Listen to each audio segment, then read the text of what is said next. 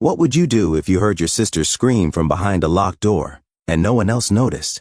A trusted teacher, a loving stepfather in public, was hiding a dark and dangerous truth behind the door in your own home. But what this 7-year-old boy did to expose it not only helped his sister, but unknowingly, 100 more. What was the stepfather doing? Listen to today's story and please let us know where you're listening from. Please also, don't forget to subscribe to our channel. The leaves painted the sidewalks in fiery shades as 7-year-old Caleb Morgan played quietly on the floor of his bedroom in Maple Ridge, a quiet Boston suburb. His toy cars were his world, a place he could escape the silence that had filled the Morgan house ever since Tom Granger, their stepfather, moved in. His sister, 12-year-old Jenna, used to laugh, sing, and read him stories. Now she hid in her room, draped in oversized sweaters and unspoken pain. Caleb watched her go down the stairs when Tom called, his voice slicing through the house like a blade. Jenna flinched with every word. Caleb wanted to scream, but fear kept him silent. He remembered last week when he tried to defend her and was sent to bed without dinner. He clutched his stuffed dinosaur tighter, whispering a prayer his grandmother had taught him. Tom Granger was a beloved teacher at Oak Hollow Middle School. To the public, he was charming, patient, helpful. But behind closed doors, he controlled Jenna with sharp words and cold eyes. Their mother, Melanie Morgan, a nurse at St. Elizabeth's Medical Center, worked long shifts and missed the small signs, Jenna's flinches, her silences, the way she avoided her stepfather's gaze. Caleb saw it all, every subtle change in Tom's behavior when their mom entered the room, how his tone would suddenly become light and pleasant. He noticed the bruises Jenna always tried to cover, the way she wore long sleeves even when it was hot, and the way she flinched if anyone moved too quickly near her. He saw her eyes lose their light, her once vibrant laughter silenced by something she never talked about. And he heard the muffled cries at night, the kind of crying someone tries to hide, buried deep in a pillow, as if being quiet could make it all go away. Caleb would often press his ear to the wall, clutching his stuffed dinosaur, and wonder why no one else seemed to hear the pain that filled the house. It was a Thursday night. Melanie worked the overnight shift. Caleb was eating cereal. Jenna offered to make him real food, but Tom snapped from upstairs, demanding she help grade papers. Caleb heard yelling, sharp, angry words. Then came crying, not loud sobs, but the kind of choked-back weeping that came from trying not to be heard. He sat frozen at the kitchen table, his spoon motionless in his cereal bowl. Then something slammed hard against the floor above, maybe a drawer, maybe a door, maybe Jenna herself, and Caleb's stomach dropped like a stone. The sounds of shuffling, another harsh word barked out, and a muffled whimper followed. The whole house seemed to hold its breath with him as he strained to listen, hoping for silence but dreading what might come next. Caleb remembered Miss Carter's words during school safety week. If someone you love is in danger, call 911. Even kids can be heroes. His small hands shook as he dialed 911. What's your emergency? It's my sister, he whispered. My stepdad's hurting her. Please help. Police cars arrived with blaring sirens. Officer James Nolan led the charge into the house. Tom Granger tried to play it calm, putting on his usual mask of innocence. He told the officers there must be some mistake, that perhaps someone was overreacting, but his composure cracked the moment 2 officers headed upstairs.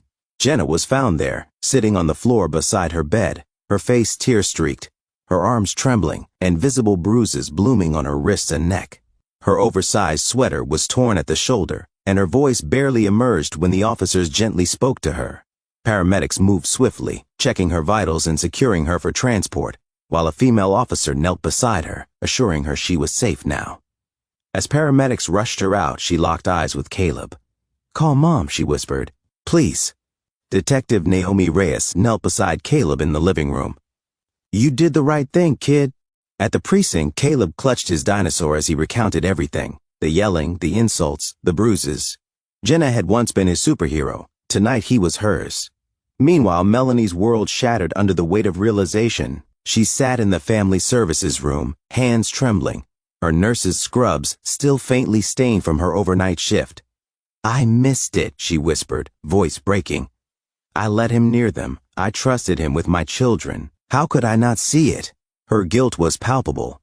Dr. Alicia Bennett, the seasoned child psychologist, sat across from her with calm empathy in her eyes. She leaned forward, her voice steady but warm. Melanie, you need to understand. Abusers like Tom are calculated. He manipulated not just your children, but you, the school, everyone around him. That's what makes him so dangerous. But here's what matters most right now. Your son saw through him. Caleb saved his sister. He acted with courage most adults can't summon. That act changed everything. Detective Reyes started connecting the dots. Tom had transferred between 3 schools. Each time, girls aged 11 to 13 had complained informally. No investigations, no follow-ups. A familiar name emerged, Alyssa Freeman. She'd nearly taken her life after months of subtle emotional abuse. She was ready to testify. Then came Elaine Bradford, a retired vice principal. She had kept every complaint, every note, every concern. I couldn't stop him then, she said. But I can now. Jenna and Caleb moved in with their Aunt Dana while Melanie filed for divorce. Therapy began. Jenna still checked the locks at night. Caleb asked questions no child should. But slowly, the weight began to lift. Jenna returned to her books. Caleb drew superheroes at school, always a brother and sister holding hands. Jenna joined a support group, jokingly dubbed the Courage Circle. Led by Alyssa Freeman, they shared stories, bonded over pain, and found power in their voices. Jenna spoke of how Tom erased her piece by piece, her confidence, her friends, even soccer. But Caleb saw me even when I couldn't see myself, she told them. The courtroom was packed. Former victims lined the benches. Elaine Bradford presented years of evidence. Alyssa testified through tears. Caleb's 911 call was played. His voice steady and clear. Jenna stopped being Jenna. Tom hurt her when Mom wasn't home. The stillness in the room spoke volumes. No one could deny the weight of truth coming from a child who had seen far too much. The judge, visibly moved, looked over at the man who had used his position of authority to inflict years of quiet damage. Tom was sentenced to 25 years, no parole for 15. His teaching license was revoked permanently. He left the courtroom in handcuffs, his once confident stride now reduced to a shameful shuffle. As he passed the victims seated in the gallery, Jenna, Alyssa, Elaine, and others, he averted his eyes, finally silenced by the strength of the voices he once tried so desperately to suppress. And at the end of the row sat Caleb, small but unflinching, holding his sister's hand. Justice had spoken, and it spoke in the voice of a child who refused to let evil win. Jenna returned to soccer. Caleb advanced to the top of his class.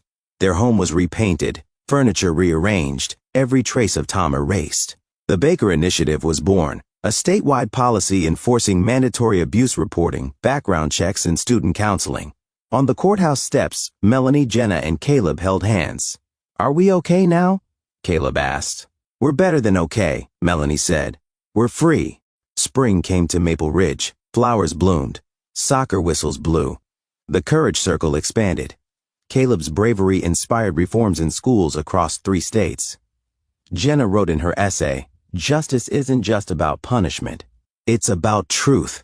And sometimes, truth comes from the smallest voice in the darkest hour." And that voice saved not just his sister, but hundreds more. If you were in Caleb's shoes, just 7 years old, would you have had the courage to make that call? And how many children are still waiting for someone to speak up for them? How would you protect their children from such abuse in their own homes? Please let us know in the comments, and thank you for listening to Storyline Narratives.